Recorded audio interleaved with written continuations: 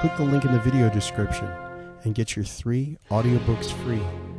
Adventure 1, A Scandal in Bohemia, from the Adventures of Sherlock Holmes by Sir Arthur Conan Doyle. Recording by Ruth Golding. A Scandal in Bohemia.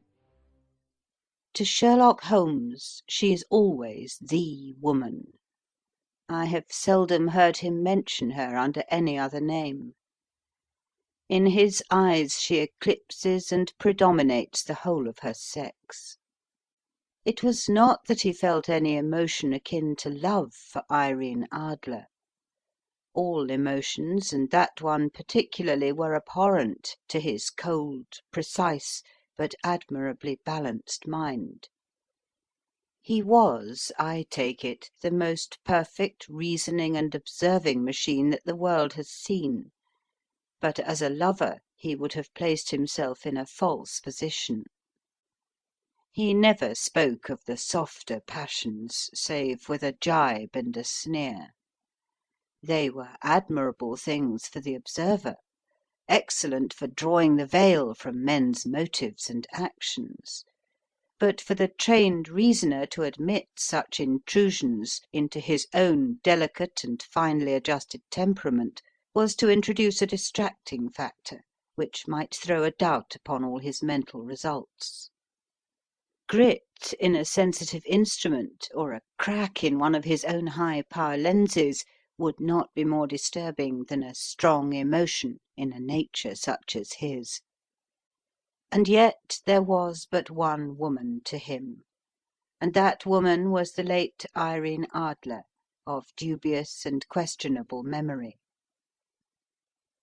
I had seen little of Holmes lately. My marriage had drifted us away from each other. My own complete happiness, and the home-centred interests which rise up around the man who first finds himself master of his own establishment, were sufficient to absorb all my attention, while Holmes, who loathed every form of society with his whole Bohemian soul, remained in our lodgings in Baker Street, buried among his old books, and alternating from week to week between cocaine and ambition, the drowsiness of the drug and the fierce energy of his own keen nature. He was still, as ever, deeply attracted by the study of crime, and occupied his immense faculties and extraordinary powers of observation in following out those clues, and clearing up those mysteries which had been abandoned as hopeless by the official police. From time to time I heard some vague account of his doings, of his summons to Odessa in the case of the Trepoff murder, of his clearing up of the singular tragedy of the Atkinson brothers at Trincomalee, and finally of the mission which he had accomplished so delicately and successfully for the reigning family of Holland. Beyond these signs of activity, however, which I merely shared with all the readers of the daily press, I knew little of my former friend and companion. One night, it was on the 20th of March, 1888, I was returning from a journey to a patient, for I had now returned to civil practice, when my way led me through Baker Street. As I passed the well-remembered door, which must always be associated in my mind with my wooing, and with the dark incidents of the Study in Scarlet, I was seized with a keen desire to see Holmes again, and to know how he was employing his extraordinary powers. His rooms were brilliantly lit, and even as I looked up, I saw his tall, spare figure pass twice in a dark silhouette against the blind. He was pacing the room swiftly, eagerly, with his head sunk upon his chest and his hands clasped behind him. To me, who knew his every mood and habit, his attitude and manner told their own story. He was at work again. He had risen out of his drug-created dreams and was hot upon the scent of some new problem. I rang the bell and was shown up to the chamber which had formerly been in part my own. His manner was not effusive. It seldom was. but he was glad, I think, to see me. With hardly a word spoken, but with a kindly eye, he waved me to an armchair, threw across his case of cigars, and indicated a spirit case and a gazogene in the corner. Then he stood before the fire and looked me over in his singular introspective fashion. "Wedlock suits you," he remarked. "I think, Watson, that you have put on 7½ pounds since I saw you." "7?" I answered. "Indeed, I should have thought a little more. Just a trifle more, I fancy, Watson. And in practice again, I observe. You did not tell me that you intended to go into harness?" "Then how did you know?" "I see it. I deduce it." "How do I know that you have been getting yourself very wet lately, and that you have a most clumsy and careless servant girl?" "My dear Holmes," said I, "this is too much. You would certainly have been burned had you lived a few centuries ago. It is true that I had a country walk on Thursday and came home in a dreadful mess, but as I have changed my clothes I can't imagine how you deduce it. As to Mary Jane, she is incorrigible, and my wife has given her notice, but there again I fail to see how you work it out." He chuckled to himself and rubbed his long nervous hands together. "It is simplicity itself," said he. "My eyes tell me that on the inside of your left shoe, just where the firelight strikes it, the leather is scored by 6 almost parallel cuts. Obviously they have been caused by someone who has very carelessly scraped round the edges of the sole in order to remove crusted mud from it. Hence you see my double deduction that you had been out in vile weather, and that you had a particularly malignant, boot-slitting specimen of the London slavey. As to your practice, if a gentleman walks into my room smelling of iodoform, with a black mark of nitrate of silver upon his right forefinger, and a bulge on the right side of his top hat, to show where he has secreted his stethoscope, I must be dull indeed if I do not pronounce him to be an active member of the medical profession." I could not help laughing at the ease with which he explained his process of deduction. "When I hear you give your reasons," I remarked, "the thing always appears to me to be so ridiculously simple that I could easily do it myself, though at each successive instance of your reasoning I am baffled until you explain your process. And yet I believe that my eyes are as good as yours."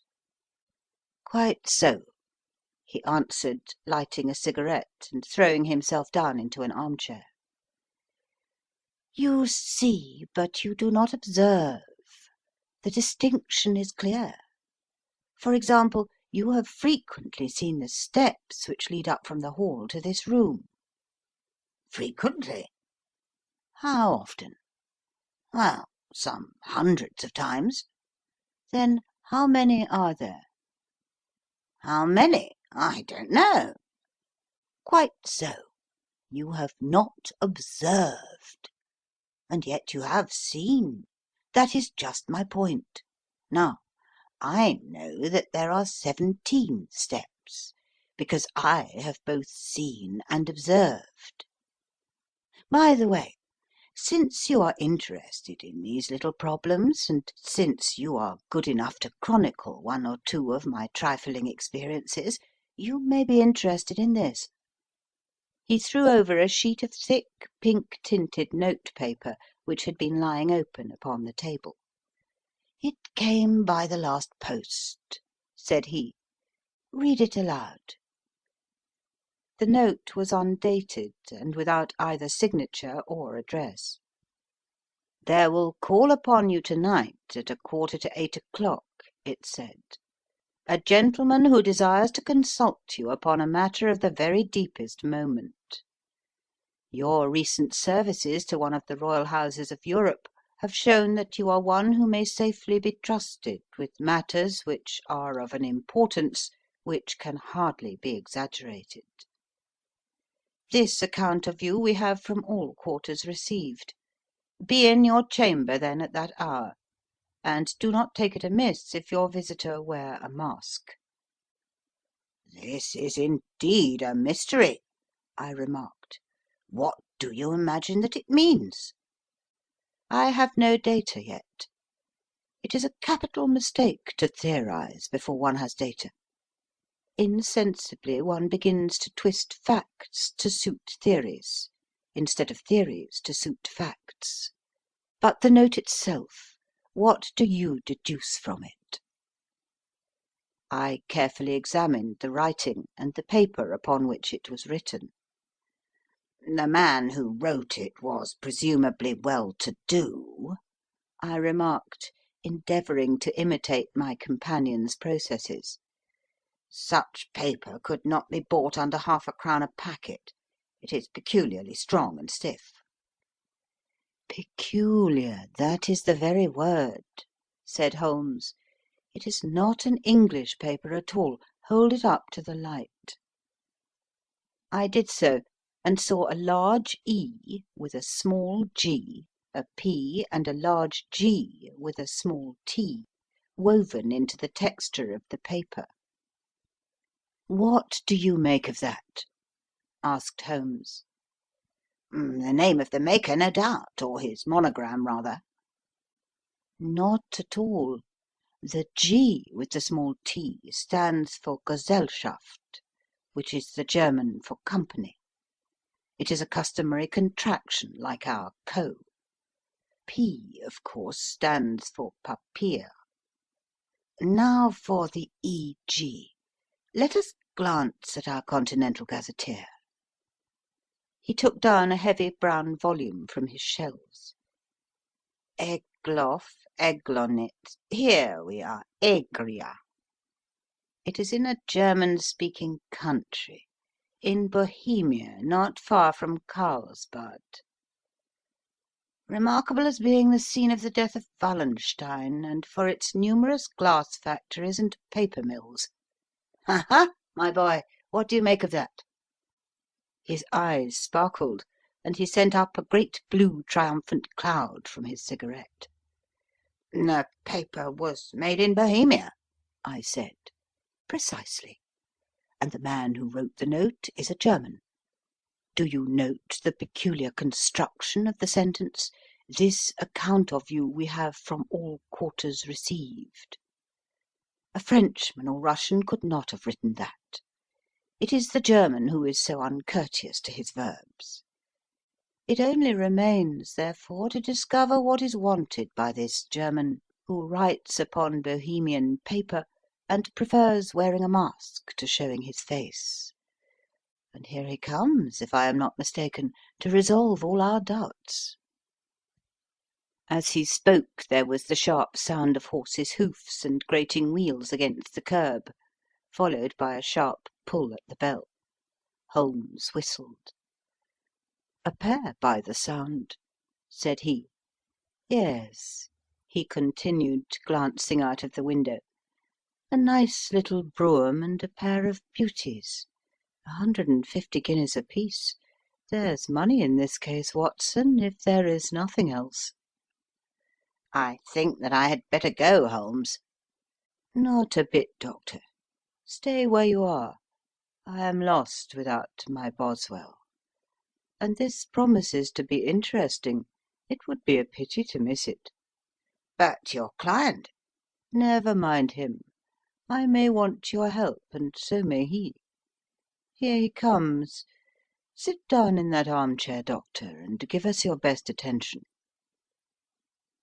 A slow and heavy step, which had been heard upon the stairs and in the passage, paused immediately outside the door. Then there was a loud and authoritative tap. "Come in," said Holmes. A man entered who could hardly have been less than 6 feet 6 inches in height, with the chest and limbs of a Hercules. His dress was rich with a richness which would, in England, be looked upon as akin to bad taste. Heavy bands of astrakhan were slashed across the sleeves and fronts of his double-breasted coat, while the deep blue cloak, which was thrown over his shoulders, was lined with flame-coloured silk, and secured at the neck with a brooch which consisted of a single flaming beryl. Boots, which extended half-way up his calves, and which were trimmed at the tops with rich brown fur, completed the impression of barbaric opulence which was suggested by his whole appearance. He carried a broad-brimmed hat in his hand, while he wore across the upper part of his face, extending down past the cheek-bones, a black vizard mask, which he had apparently adjusted that very moment, for his hand was still raised to it as he entered. From the lower part of the face he appeared to be a man of strong character, with a thick hanging lip, and a long straight chin suggestive of resolution pushed to the length of obstinacy. "You had my note?" he asked, with a deep, harsh voice and a strongly marked German accent. "I told you that I would call." He looked from one to the other of us, as if uncertain which to address. "Pray take a seat," said Holmes. "This is my friend and colleague, Dr. Watson, who is occasionally good enough to help me in my cases. Whom have I the honour to address?" "You may address me as the Count von Kramm, a Bohemian nobleman.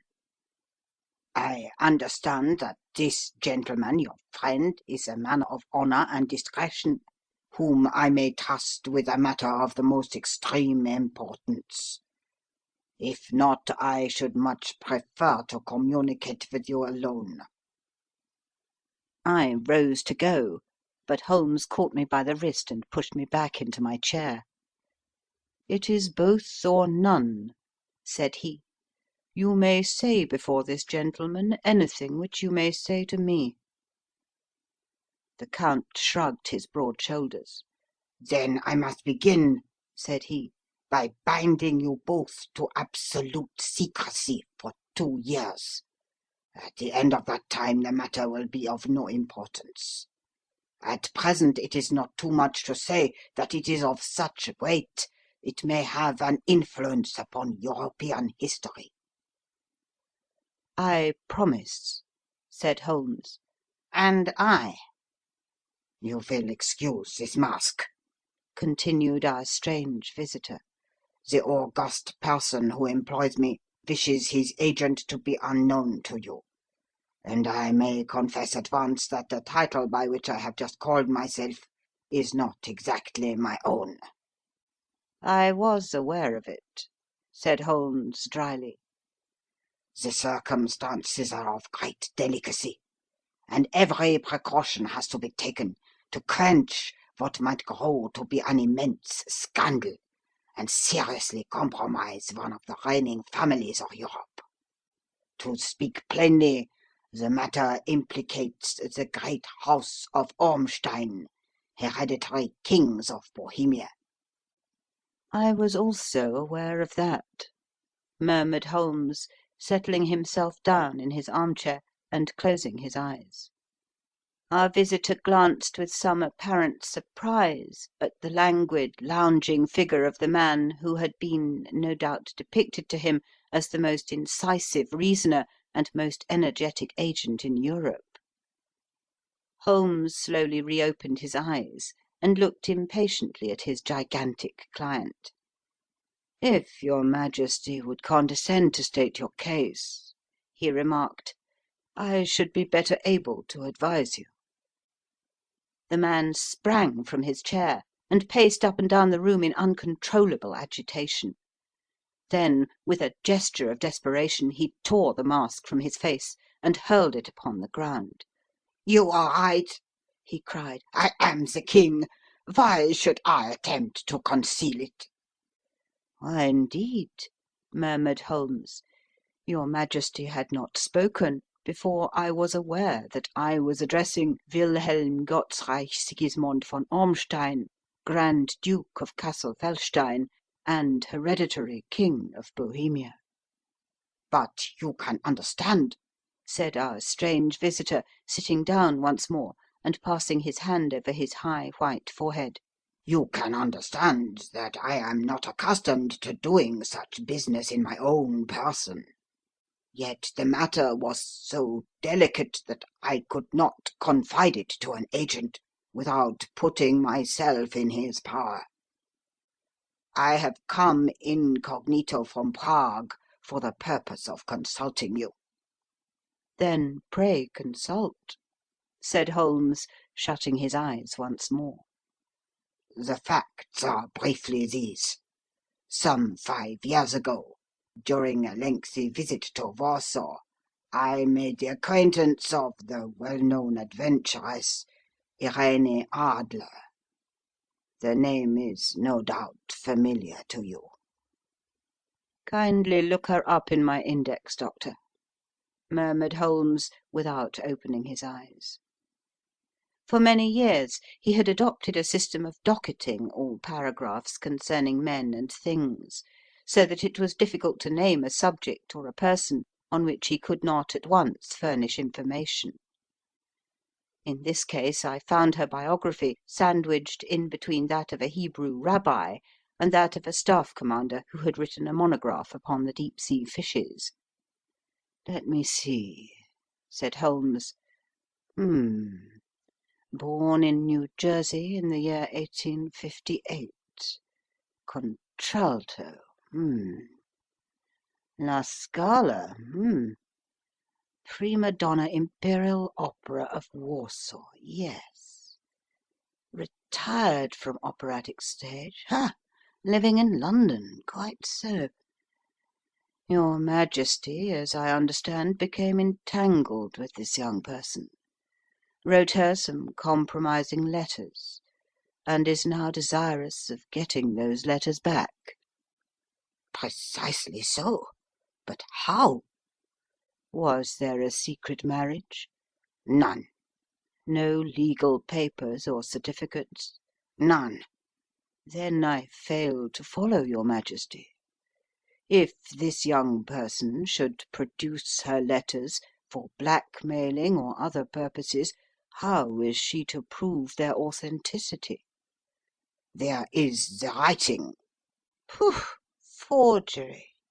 My private notepaper. Stolen. My own seal. Imitated. My photograph. Bought. We were both in the photograph. Oh dear. That is very bad. Your Majesty has indeed committed an indiscretion. I was mad, insane. You have compromised yourself seriously. I was only Crown Prince then. I was young. I am but 30 now. It must be recovered. We have tried and failed. Your Majesty must pay. It must be bought. She will not sell. Stolen, then? 5 attempts have been made. Twice burglars in my pay ransacked her house. Once we diverted her luggage when she travelled. Twice she has been waylaid. There has been no result. No sign of it? Absolutely none. Holmes laughed. It is quite a pretty little problem, said he. But a very serious one to me, returned the King reproachfully. Very indeed.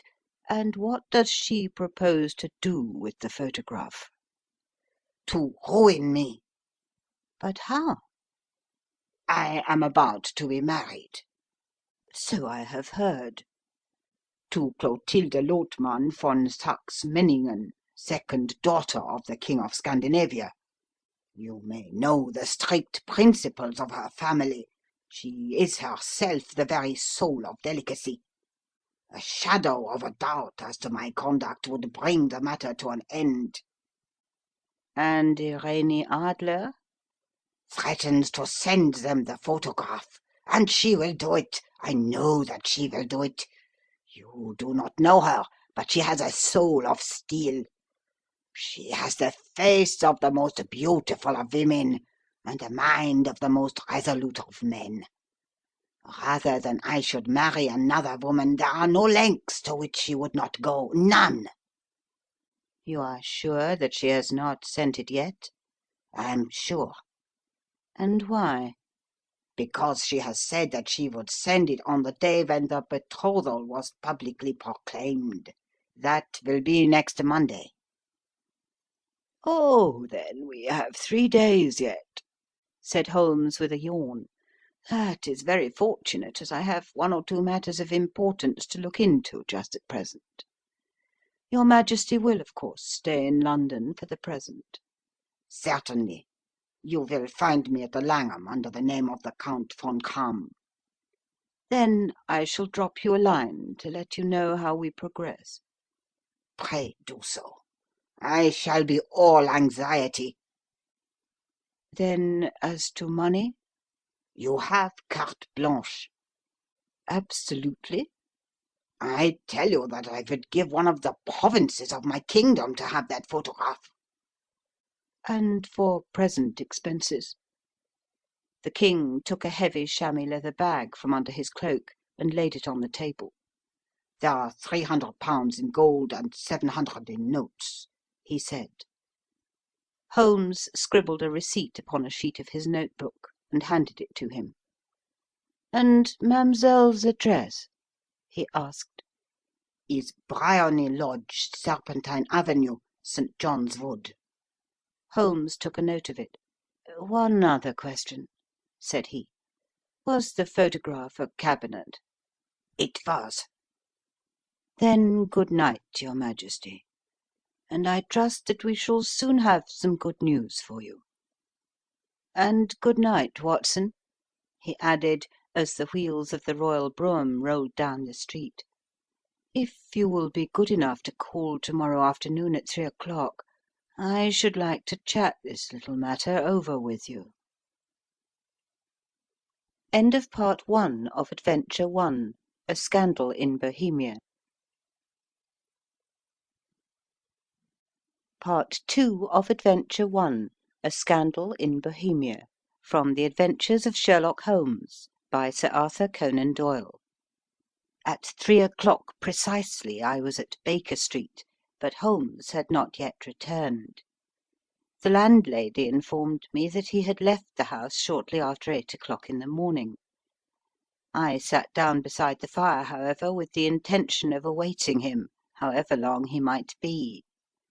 I was already deeply interested in his inquiry, for, though it was surrounded by none of the grim and strange features which were associated with the 2 crimes which I have already recorded, still the nature of the case and the exalted station of his client gave it a character of its own. Indeed, apart from the nature of the investigation which my friend had on hand, there was something in his masterly grasp of a situation, and his keen, incisive reasoning, which made it a pleasure to me to study his system of work, and to follow the quick, subtle methods by which he disentangled the most inextricable mysteries. So accustomed was I to his invariable success that the very possibility of his failing had ceased to enter into my head. It was close upon 4 before the door opened, and a drunken-looking groom, ill-kempt and side-whiskered, with an inflamed face and disreputable clothes, walked into the room. Accustomed as I was to my friend's amazing powers in the use of disguises, I had to look 3 times before I was certain that it was indeed he. With a nod he vanished into the bedroom, whence he emerged in 5 minutes, tweed-suited and respectable as of old. Putting his hands into his pockets, he stretched out his legs in front of the fire and laughed heartily for some minutes. "Well, really," he cried, and then he choked and laughed again until he was obliged to lie back, limp and helpless, in the chair. What is it? "It's quite too funny. I'm sure you could never guess how I employed my morning, or what I ended by doing." "I can't imagine. I suppose that you have been watching the habits and perhaps the house of Miss Irene Adler." "Quite so, but the sequel was rather unusual. I will tell you, however. I left the house a little after 8 o'clock this morning in the character of a groom out of work. There is a wonderful sympathy and freemasonry among horsey men. Be one of them, and you will know all there is to know. I soon found Briony Lodge. It is a bijou villa with a garden at the back, but built out in front right up to the road. 2 stories, Chubb lock to the door. Large sitting room on the right side, well furnished, with long windows almost to the floor, and those preposterous English window fasteners which a child could open. Behind there was nothing remarkable, save that the passage window could be reached from the top of the coach house. I walked round it and examined it closely from every point of view, but without noting anything else of interest. I then lounged down the street and found, as I expected, that there was a mews in a lane which runs down by one wall of the garden. I lent the ostlers a hand in rubbing down their horses, and received in exchange 2d., a glass of half and half, 2 fills of shag tobacco, and as much information as I could desire about Miss Adler, to say nothing of half a dozen other people in the neighbourhood in whom I was not in the least interested, but whose biographies I was compelled to listen to. "And what of Irene Adler?" I asked.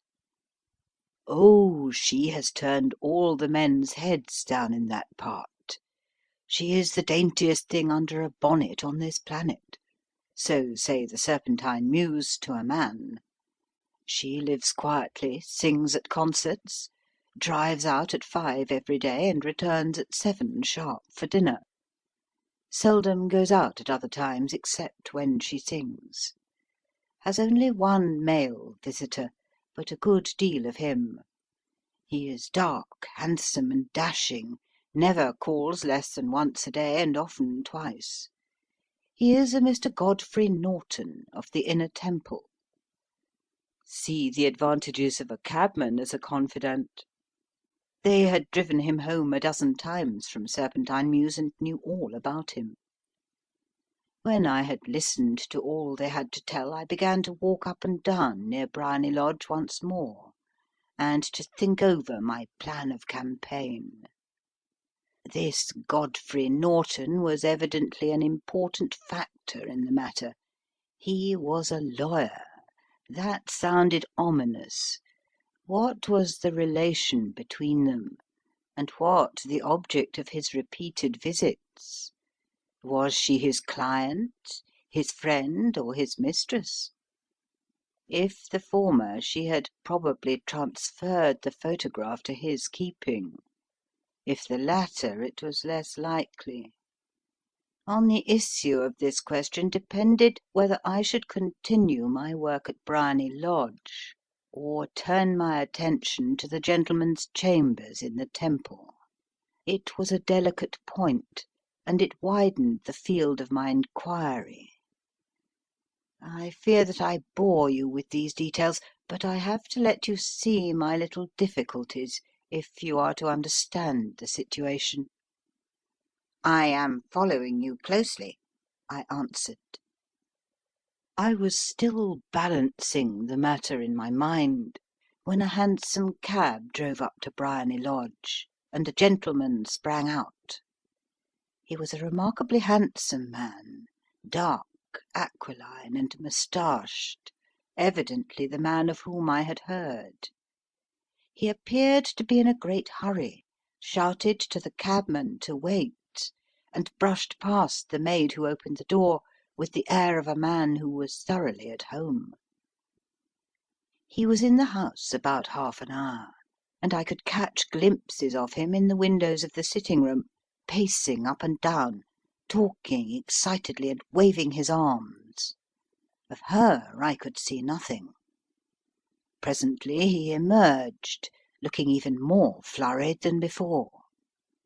As he stepped up to the cab, he pulled a gold watch from his pocket and looked at it earnestly. "Drive like the devil," he shouted, "first to Gross and Hankey's in Regent Street, and then to the Church of St. Monica in the Edgware Road. Half a guinea if you do it in 20 minutes." Away they went, and I was just wondering whether I should not do well to follow them, when up the lane came a neat little landau, the coachman with his coat only half buttoned and his tie under his ear, while all the tags of his harness were sticking out of the buckles. It hadn't pulled up before she shot out of the hall door and into it. I only caught a glimpse of her at the moment, but she was a lovely woman, with a face that a man might die for. "The Church of St. Monica, John!" she cried, "and half a sovereign if you reach it in 20 minutes." This was quite too good to lose, Watson. I was just balancing whether I should run for it, or whether I should perch behind her landau, when a cab came through the street. The driver looked twice at such a shabby fare, but I jumped in before he could object. "The Church of St. Monica," said I, "and half a sovereign if you reach it in 20 minutes."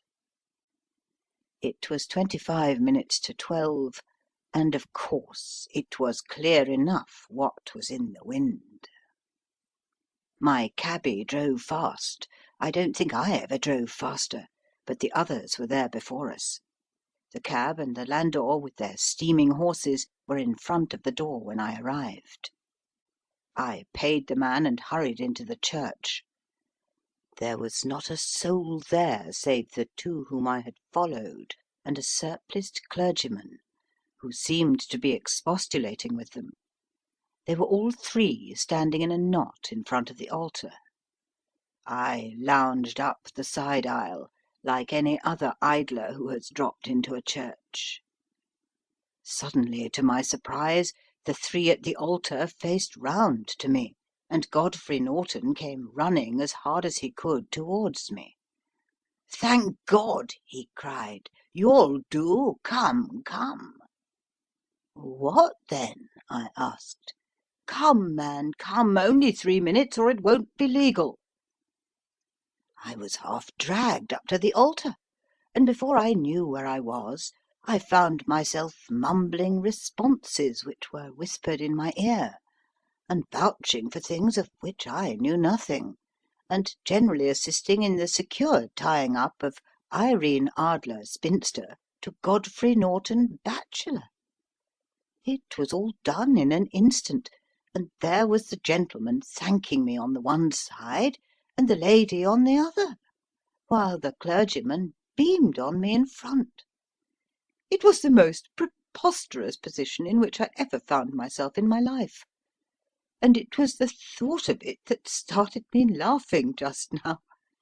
It seems there had been some informality about their licence, that the clergyman absolutely refused to marry them without a witness of some sort, and that my lucky appearance saved the bridegroom from having to sally out into the streets in search of a best man. The bride gave me a sovereign, and I mean to wear it on my watch chain in memory of the occasion. This is a very unexpected turn of affairs, said I. And what then? Well, I found my plans very seriously menaced. It looked as if the pair might take an immediate departure, and so necessitate very prompt and energetic measures on my part. At the church door, however, they separated, he driving back to the temple, and she to her own house. "I shall drive out in the park at 5 as usual," she said, as she left him. I heard no more. They drove away in different directions, and I went off to make my own arrangements. Which are? "Some cold beef and a glass of beer," he answered, ringing the bell. "I have been too busy to think of food, and I am likely to be busier still this evening. By the way, Doctor, I shall want your cooperation." I shall be delighted. "You don't mind breaking the law?" Not in the least. "Nor running a chance of arrest?" Not in a good cause. "Oh, the cause is excellent." Then I am your man. "I was sure that I might rely on you." But what is it you wish? "When Mrs. Turner has brought in the tray, I will make it clear to you. Now," he said, as he turned hungrily on the simple fare that our landlady had provided, "I must discuss it while I eat, for I have not much time. It is nearly 5 now. In 2 hours we must be on the scene of action. Miss Irene, or Madame rather, returns from her drive at 7. We must be at Briony Lodge to meet her." And what then? "You must leave that to me. I have already arranged what is to occur. There is only one point on which I must insist. You must not interfere, come what may. You understand?" I am to be neutral? To do nothing whatever. There will probably be some small unpleasantness. Do not join in it. It will end in my being conveyed into the house. 4 or 5 minutes afterwards the sitting-room window will open. You are to station yourself close to that open window. Yes. You are to watch me, for I will be visible to you. Yes. And when I raise my hand so, you will throw into the room what I give you to throw, and will at the same time raise the cry of fire. You quite follow me?" Entirely. "It is nothing very formidable," he said, taking a long cigar-shaped roll from his pocket. "It is an ordinary plumber's smoke rocket, fitted with a cap at either end to make it self-lighting. Your task is confined to that. When you raise your cry of fire, it will be taken up by quite a number of people. You may then walk to the end of the street, and I will rejoin you in 10 minutes. I hope that I have made myself clear?" I am to remain neutral, to get near the window, to watch you, and at the signal to throw in this object, then to raise the cry of fire, and to wait you at the corner of the street. "Precisely." Then you may entirely rely on me. "That is excellent. I think, perhaps, it is almost time that I prepare for the new role I have to play." He disappeared into his bedroom, and returned in a few minutes in the character of an amiable and simple-minded nonconformist clergyman.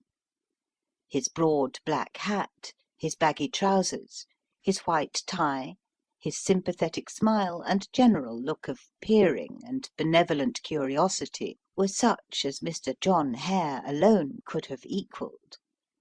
It was not merely that Holmes changed his costume. His expression, his manner, his very soul seemed to vary with every fresh part that he assumed. The stage lost a fine actor, even as science lost an acute reasoner, when he became a specialist in crime.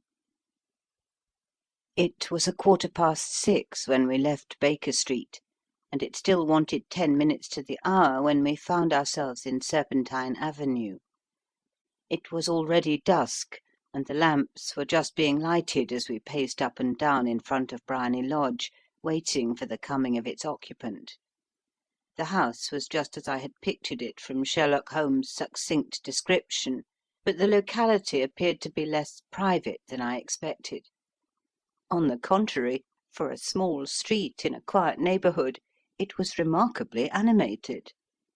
There was a group of shabbily dressed men smoking and laughing in a corner, a scissors grinder with his wheel, two guardsmen who were flirting with a nurse girl, and several well-dressed young men who were lounging up and down with cigars in their mouths. "You see," remarked Holmes, as we paced to and fro in front of the house, "this marriage rather simplifies matters. The photograph becomes a double-edged weapon now.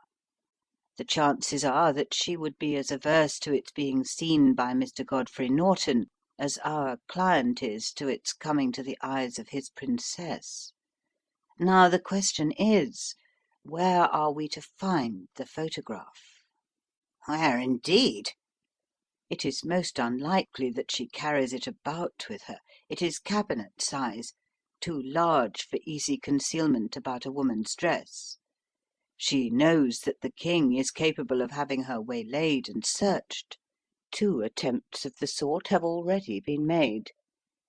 We may take it then that she does not carry it about with her." Where then? "Her banker or her lawyer, there is that double possibility. But I am inclined to think neither. Women are naturally secretive, and they like to do their own secreting. Why should she hand it over to anyone else? She could trust her own guardianship, but she could not tell what indirect or political influence might be brought to bear upon a business man. Besides, remember that she had resolved to use it within a few days. It must be where she can lay her hands upon it. It must be in her own house." But it has twice been burgled. Sure, they did not know how to look. But how will you look? I will not look. What then? I will get her to show me. But she will refuse. She will not be able to. But I hear the rumble of wheels. It is her carriage. Now, carry out my orders to the letter." As he spoke, the gleam of the sidelights of a carriage came round the curve of the avenue. It was a smart little landau which rattled up to the door of Briony Lodge. As it pulled up, one of the loafing men at the corner dashed forward to open the door in the hope of earning a copper, but was elbowed away by another loafer who had rushed up with the same intention. A fierce quarrel broke out, which was increased by the 2 guardsmen who took sides with one of the loungers, and by the scissors grinder, who was equally hot upon the other side. A blow was struck, and in an instant the lady, who had stepped from her carriage, was the centre of a little knot of flushed and struggling men, who struck savagely at each other with their fists and sticks. Holmes dashed into the crowd to protect the lady, but just as he reached her, he gave a cry and dropped to the ground, with the blood running freely down his face. At his fall, the guardsmen took to their heels in one direction and the loungers in the other, while a number of better dressed people who had watched the scuffle without taking part in it crowded in to help the lady and to attend to the injured man. Irene Adler, as I will still call her, had hurried up the steps, but she stood at the top, with her superb figure outlined against the lights of the hall, looking back into the street. "Is the poor gentleman much hurt?" she asked. He's dead!" cried several voices. "No, no, there's life in him," shouted another, "but he'll be gone before you can get him to hospital." "He's a brave fellow," said a woman. "They would have had the lady's purse and watch if it hadn't been for him.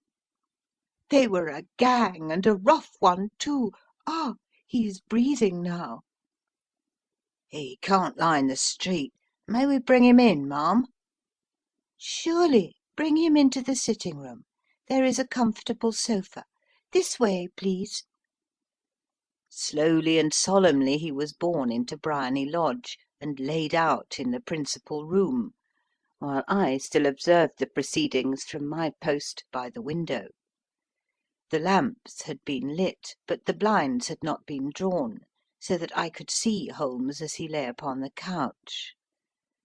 I do not know whether he was seized with compunction at that moment for the part he was playing, but I know that I never felt more heartily ashamed of myself in my life than when I saw the beautiful creature against whom I was conspiring, or the grace and kindliness with which she waited upon the injured man.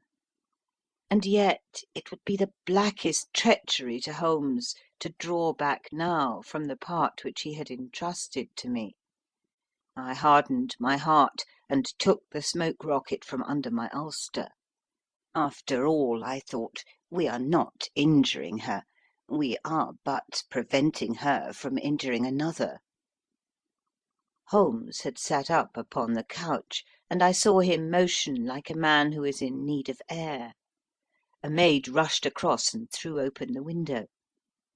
At the same instant I saw him raise his hand, and at the signal I tossed my rocket into the room with a cry of "Fire!"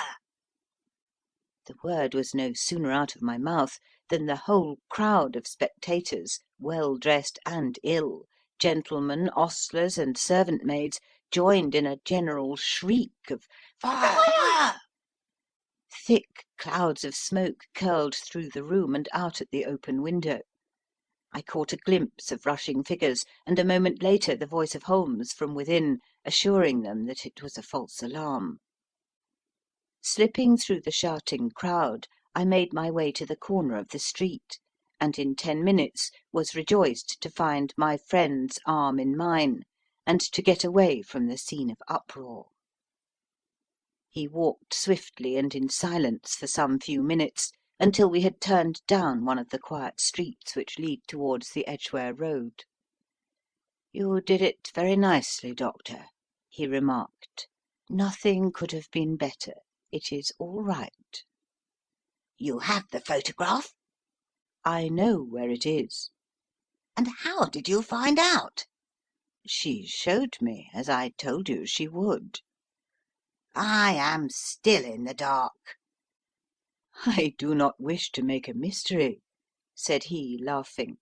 "The matter was perfectly simple. You, of course, saw that everyone in the street was an accomplice.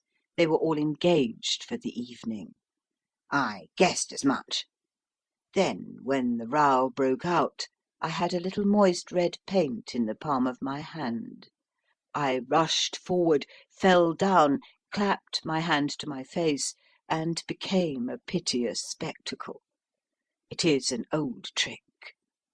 That also I could fathom. Then they carried me in. She was bound to have me in. What else could she do? And into her sitting room, which was the very room which I suspected. It lay between that and her bedroom, and I was determined to see which. They laid me on a couch. I motioned for air. They were compelled to open the window, and you had your chance. How did that help you? It was all important. When a woman thinks that her house is on fire, her instinct is at once to rush to the thing which she values most. It is a perfectly overpowering impulse, and I have more than once taken advantage of it. In the case of the Darlington substitution scandal it was of use to me, and also in the Arnsworth Castle business. A married woman grabs at her baby. An unmarried one reaches for her jewel box. Now it was clear to me that Our Lady of Today had nothing in the house more precious to her than what we are in quest of. She would rush to secure it. The alarm of fire was admirably done. The smoke and shouting were enough to shake nerves of steel. She responded beautifully. The photograph is in a recess behind a sliding panel just above the right bell pull.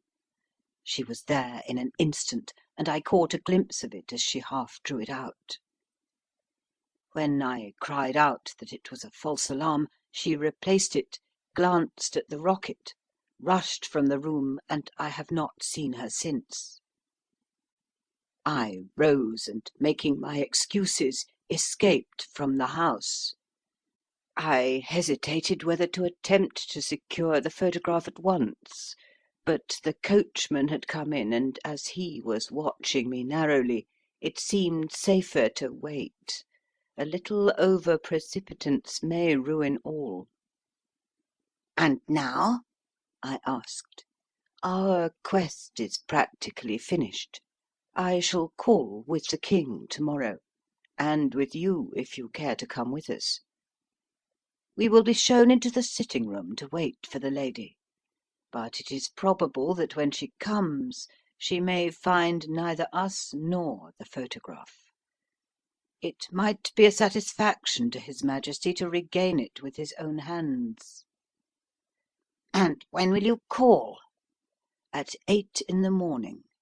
She will not be up, so that we shall have a clear field. Besides, we must be prompt, for this marriage may mean a complete change in her life and habits. I must wire to the King without delay." We had reached Baker Street and had stopped at the door.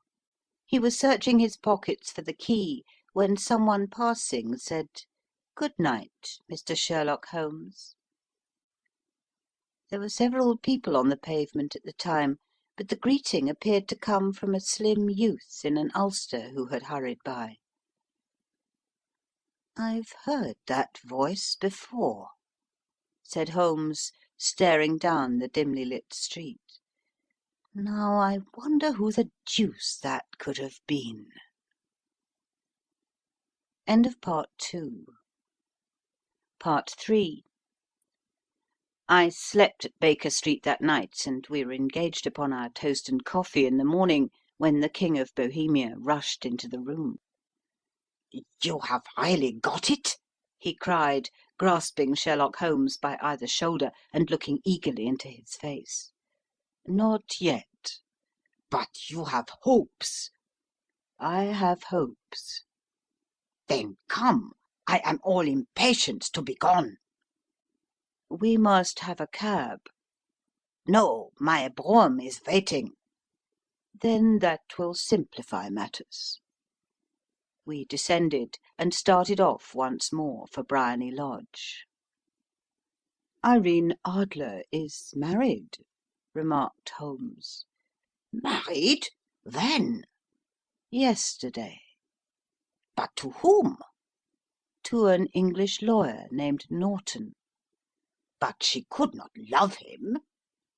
"I am in hopes that she does." "And why in hopes?" "Because it would spare your Majesty all fear of future annoyance. If the lady loves her husband, she does not love your Majesty. If she does not love your Majesty, there is no reason why she should interfere with your Majesty's plan." "It is true. And yet, well, I wish she had been of my own station. What a queen she would have made!" He relapsed into a moody silence, which was not broken until we drew up in Serpentine Avenue. The door of Briony Lodge was open, and an elderly woman stood upon the steps. She watched us with a sardonic eye as we stepped from the brougham. "Mr. Sherlock Holmes, I believe," said she. "I am Mr. Holmes," answered my companion, looking at her with a questioning and rather startled gaze. "Indeed, my mistress told me that you were likely to call.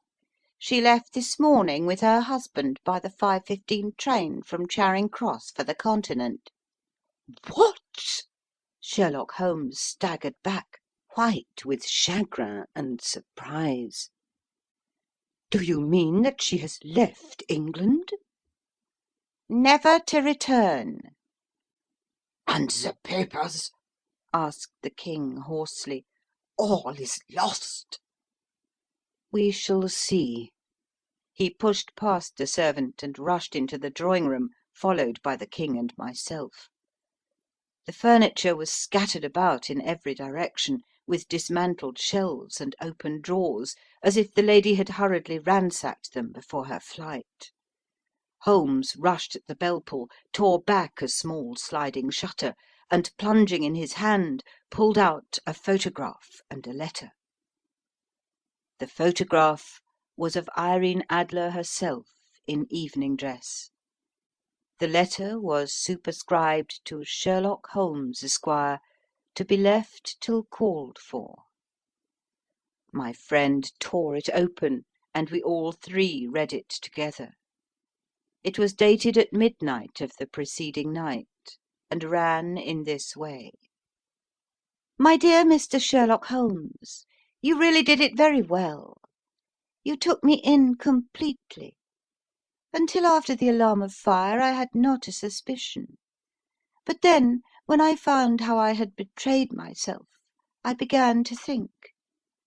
I had been warned against you months ago. I had been told that if the King employed an agent, it would certainly be you, and your address had been given me. Yet, with all this, you made me reveal what you wanted to know. Even after I became suspicious, I found it hard to think evil of such a dear, kind old clergyman. But, you know, I have been trained as an actress myself. Male costume is nothing new to me. I often take advantage of the freedom which it gives. I sent John, the coachman, to watch you, ran upstairs, got into my walking clothes, as I call them, and came down just as you departed. Well, I followed you to your door, and so made sure that I was really an object of interest to the celebrated Mr. Sherlock Holmes. Then I rather imprudently wished you good night, and started for the Temple to see my husband. We both thought the best resource was flight, when pursued by so formidable an antagonist. So you will find the nest empty when you call tomorrow. As to the photograph, your client may rest in peace. I love and am loved by a better man than he.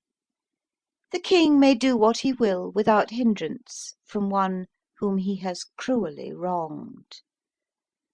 I keep it only to safeguard myself, and to preserve a weapon which will always secure me from any steps which he might take in the future. I leave a photograph which he might care to possess, and I remain, dear Mr. Sherlock Holmes, very truly yours, Irene Norton, née Adler. What a woman! Oh, what a woman! Cried the King of Bohemia, when we had all three read this epistle. Did I not tell you how quick and resolute she was? Would she not have made an admirable queen? Is it not a pity that she was not on my level? From what I have seen of the lady, she seems indeed to be on a very different level to your Majesty, said Holmes coldly. I am sorry that I have not been able to bring your Majesty's business to a more successful conclusion. On the contrary, my dear sir, cried the King, nothing could be more successful. I know that her word is inviolate. The photograph is now as safe as if it were in the fire. I am glad to hear your Majesty say so. I am immensely indebted to you. Pray tell me in what way I can reward you. This ring— He slipped an emerald snake ring from his finger and held it out upon the palm of his hand. Your Majesty has something which I should value even more highly, said Holmes. You have but to name it. This photograph. The King stared at him in amazement. Irene's photograph?" he cried. "Certainly, if you wish it." "I thank your Majesty. Then there is no more to be done in the matter. I have the honour to wish you a very good morning."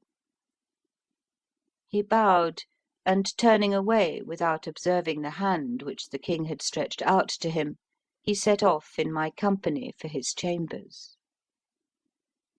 And that was how a great scandal threatened to affect the kingdom of Bohemia, and how the best plans of Mr. Sherlock Holmes were beaten by a woman's wit. He used to make merry over the cleverness of women, but I have not heard him do it of late. And when he speaks of Irene Adler, or when he refers to her photograph, it is always under the honourable title of the woman. End of Adventure 1, A Scandal in Bohemia.